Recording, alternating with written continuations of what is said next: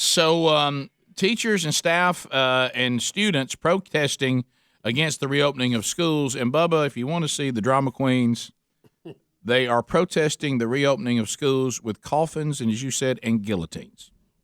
Coffins and guillotines. I understand that some people feel like it's probably more of a risk than it really is, and even has a different political spin on it. But I think you might be overplaying it with the sign "I can't teach from a body bag." Yeah. When you're in a mob already, I mean, look, there's no social spacing going on right there. I'd be more worried about that protest than I would a classroom. Is going back to school any more dangerous than going to a downtown protest?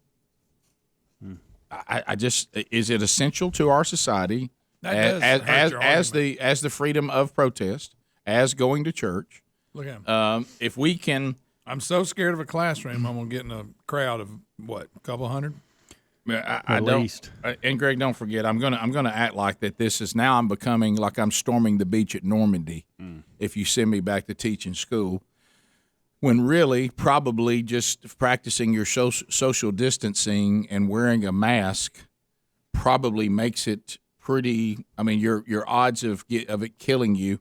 First of all, if you get it, the odds of it killing you are practically zero, unless you're in a high risk category. And then if you are, then you probably could say, I'm not teaching this year, an individual teacher, fine. We know that the danger to the children they keep bringing up is minuscule.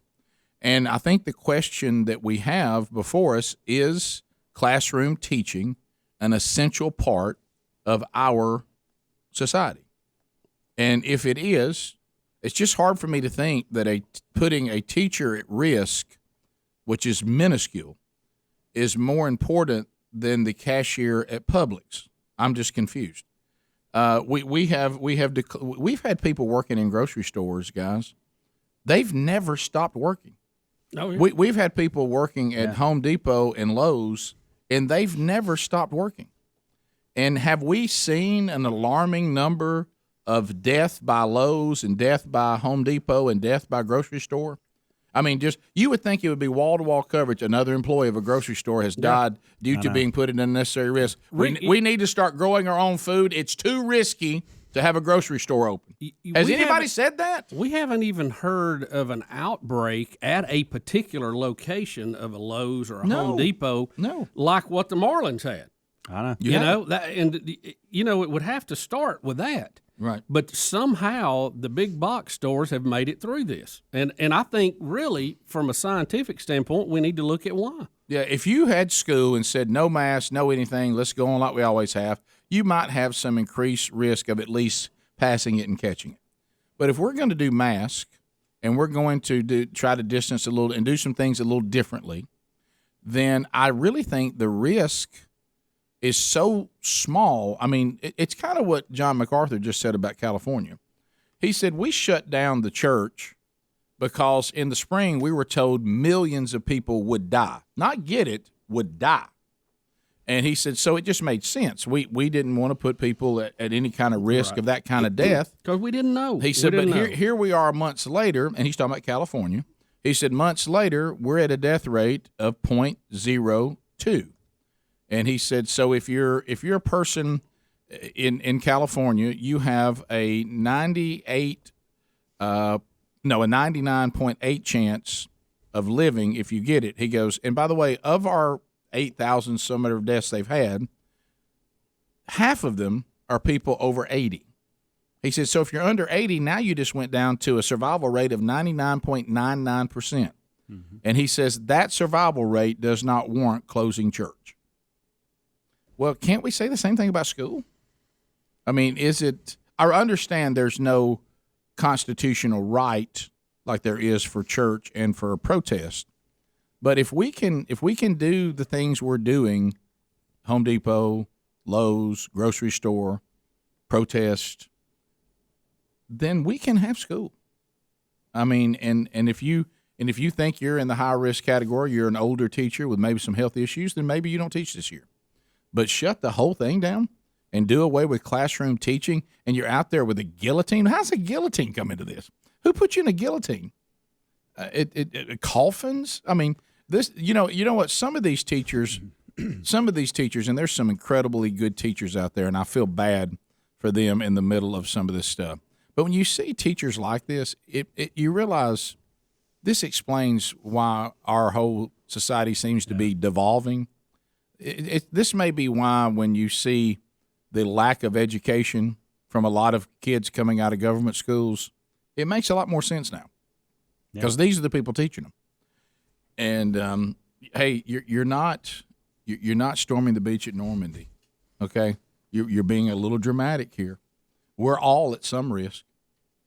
We are. I'm at risk. Yeah. I mean, I'm talking about of catching it. We all are. Yeah. I can only live my life a certain way. There is no way to live it that somebody says, well, that right there is actually 100% no COVID right there. Do this, this, and this, and you're 100% no COVID. That scenario doesn't even exist. And so is classroom teaching essential to this country or not? Isn't that the question we're at right now? But all this stuff right here is just ridiculous. Welcome back to school, and they've got the Grim Reaper. Come on, man. Grow up a little bit. I like that. I can't teach from a body bag. That's a good one. Good gosh. Y'all, come on.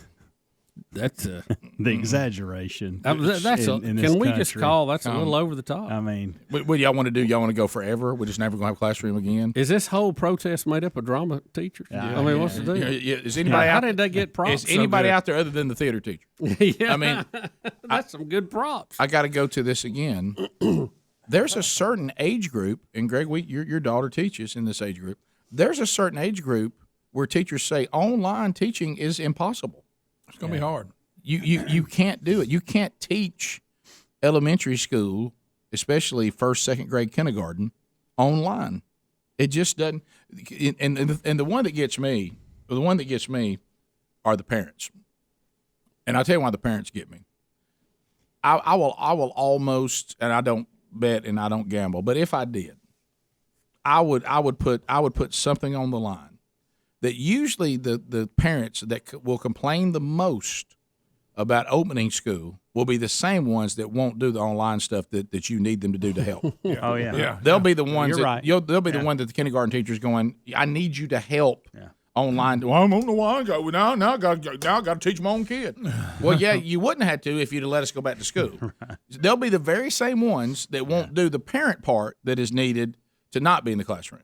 They're the ones that you don't see them up at the school unless something happened to their baby. But when they need to be up there, when their grades are falling, starting to fall off, and all this, they're the ones that nothing is ever their kid's fault, nothing's ever their fault. They'll be the ones that don't want their kid. Don't you put my kid at risk? Okay, well then we'll do it at home. No, well now I got to do this at home. You'll never make them happy. No.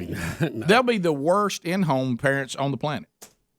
Because most parents that have buckled down and ready to put the work in it takes to educate your kid at home, well, they're already doing it anyway. Yeah. And so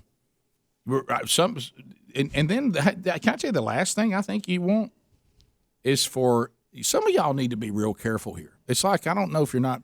It's like you're thinking. Let's say you got to get to 4 stages, and you stop thinking about 2.5.